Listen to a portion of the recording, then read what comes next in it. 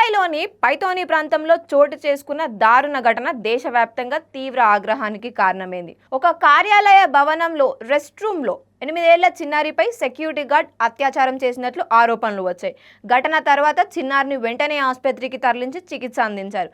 ఈ ఘటనపై పోలీసులు కేసు నమోదు చేసి నిందితుడిని అరెస్ట్ చేశారు. పోలీసుల సమాచారం ప్రకారం అరెస్ట్ అయిన వ్యక్తి పేరు పర్వేజ్ అని తెలుస్తోంది.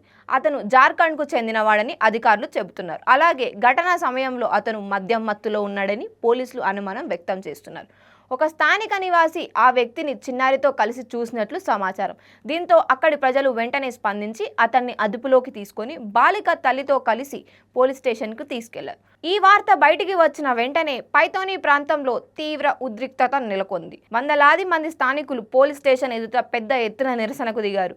నిందితుడిపై కఠిన చర్యలు తీసుకోవాలని, చిన్నారికి తక్షణ న్యాయం జరగాలని వారు డిమాండ్ చేశారు. కొంతసేపు ఆందోళనకారులు రహదారిని కూడా అడ్డుకోవడంతో ట్రాఫిక్కు అంతరాయం ఏర్పడింది. అనంతరం పోలీసులు జోక్యం చేసుకుని పరిస్థితిని అదుపులోకి తెచ్చారు. ఈ ఘటన సమయంలో మహారాష్ట్ర శాసనసభ స్పీకర్ రాహుల్ నర్వేకర్ కూడా పోలీస్ స్టేషన్ వద్ద ఉన్నారని సమాచారం. ఆయనను ఆందోళనకారులు చుట్టుముట్టి నిందితుడిపై కఠిన చర్యలు తీసుకోవాలని కోరినట్లు తెలుస్తోంది. ఈ ఘటనపై రాజకీయ వర్గాల నుంచి కూడా తీవ్ర స్పందన వచ్చింది. ప్రజల్లో ఉన్న ఆగ్రహం, ఆందోళన ఈ ఘటన ఎంత పెద్దదో చూపిస్తుంది. ఎస్పీ శరద్ పవార్ మార్గంలో ఎమ్మెల్యే రోహిత్ పవార్ స్పందిస్తూ ఇది చాలా దారుణమైన, అత్యంత తీవ్రమైన ఘటన అని వ్యాఖ్యానించారు.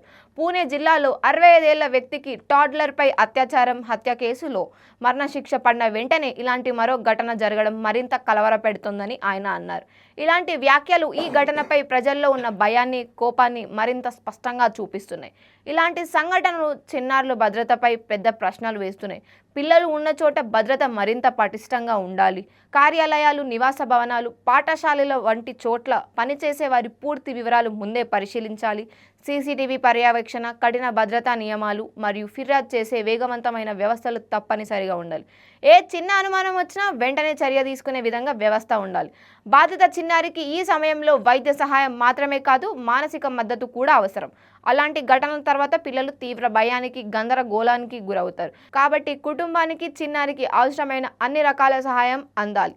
బాధిత కుటుంబానికి సమాజం అండగా నిలవాలి. ఇలాంటి కేసుల్లో న్యాయం ఆలస్యంగా కాకుండా జరగాలి అని ప్రజలు కోరుతున్నారు. మొత్తానికి ముంబైలో చోటు చేసుకున్న ఈ ఘటన సమాజాన్ని తీవ్రంగా కుదిపేసింది. చిన్నారుల రక్షణ విషయంలో ఎలాంటి నిర్లక్ష్యానికి చోటు ఉండకూడదు. ఇలాంటి ఘటనలు మళ్ళీ జరగకుండా కఠిన చర్యలు తీసుకోవాలి.